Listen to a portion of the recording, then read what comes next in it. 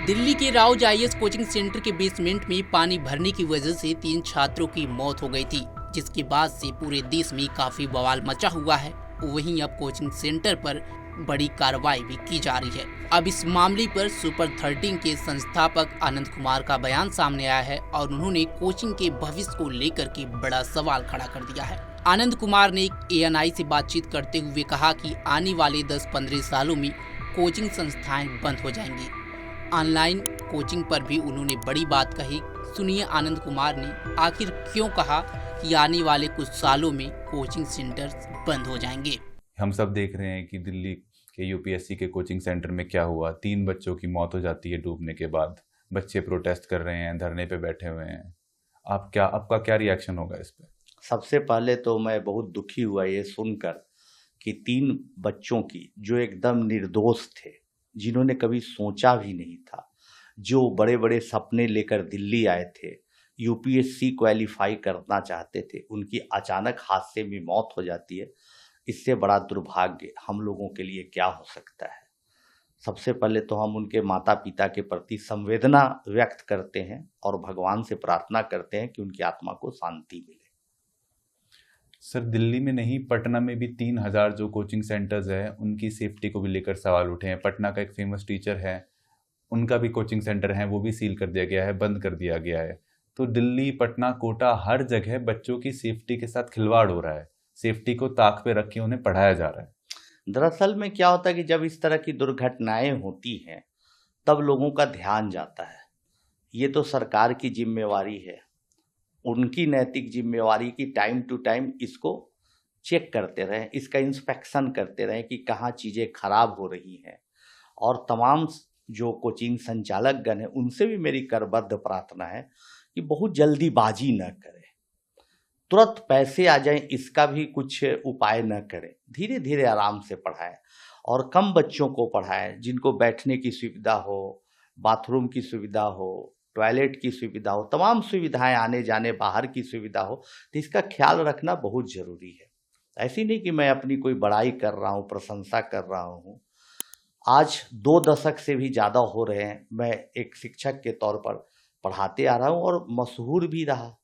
2008 में जब discovery channel मेरे जीवन पर फिल्म बनाई, कई बार टाइम मैगजीन ने दी बेस्ट ऑफ एशिया 2010 में किया। उस जमाने से आज तक फिल्म रिलीज हुई और बहुत सारी उपलब्धियां की। हमारे बच्चे पढ़ के बाहर गए, बड़े बड़े जगह पर, बड़े बड़े देश में, यहाँ भी आईएएस आईपीएस बने, बड़े बड़े जगहों पर भी बड़े बड़े पोजीशन पर गए।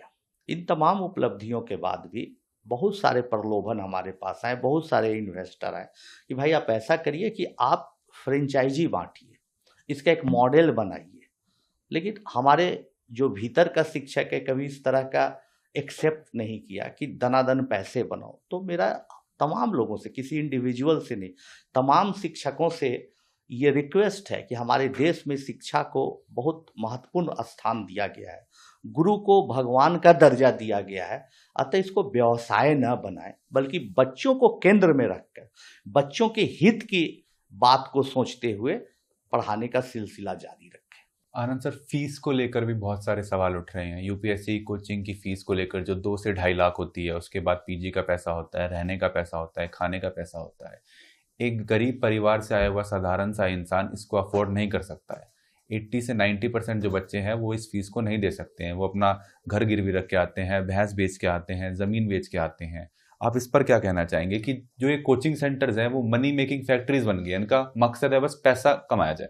बस पैसा और पैसा कमाना है। कुछ लोग अच्छे हैं जो अच्छा पढ़ा भी रहे हैं, मैं सबकी बात नहीं कर रहा हूँ, ना मैं किसी इंडिविजुअल को टारगेट करके बोल रहा हूँ। लेकिन ज़्यादातर लोग देखिए आजकल मार्केटिंग टीम बनाए हुए हैं कोचिंग में। मुझे आश्चर्य लगता है जब कोई पेरेंट्स जाते हैं अपनी ज़मीन बेच के, आखिरी जो घर का 2 कमरा रहता है वो भी बेच के जाते हैं अपने बेटे बेटियों को पढ़ाने। तो उनको चाय पिलाते हुए आपस में लोग बात करते, क्लाइंट आया है। तो अब तो बेचारा छात्र छात्राएं क्लाइंट बन गए हैं। मार्केटिंग टीम काम करती है, न्यूज़ एजेंसी एडवर्टीजमेंट वाली जो होती है इसके लिए काम करती है। तो ये सब चीज़ें बहुत विकृत रूप धारण कर ली है। तो मेरा मानना है कि फीस पर भी नियंत्रण होना चाहिए। इसके लिए भी सरकार को एक कोचिंग एक्ट बनाना चाहिए, और पुराने भी कई कोचिंग एक्ट हैं हमारे देश में, स्टेट गवर्नमेंट के भी है, लेकिन इसको रिवाइज करना चाहिए।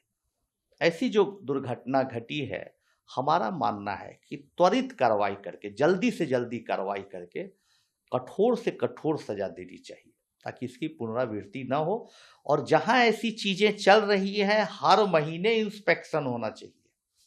और इंस्पेक्शन जैसे हम देखते हैं, कभी दिल्ली आते जाते हैं तो देखते हैं भाई कि सामान रखे हुए दुकानदार अचानक हटा रहा है, क्या भाई, तो एमसीडी का इंस्पेक्शन हो रहा है। तो भाई दुकानदार पर आप इंस्पेक्शन कर रहे हैं, डीडीए वाले लोग कर रहे हैं इंस्पेक्शन, तो कोचिंग में इंस्पेक्शन क्यों नहीं हो रहा है?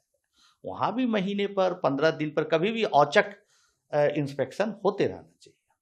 सर, दिल्ली के 2-3 फेमस टीचर्स हैं, वो बच्चों के निशाने पे आ गए हैं। बच्चे उनके खिलाफ मोर्चा कर रहे हैं, प्रोटेस्ट कर रहे हैं कि वो हमारा साथ नहीं दे रहे हैं, बोल नहीं रहे हैं।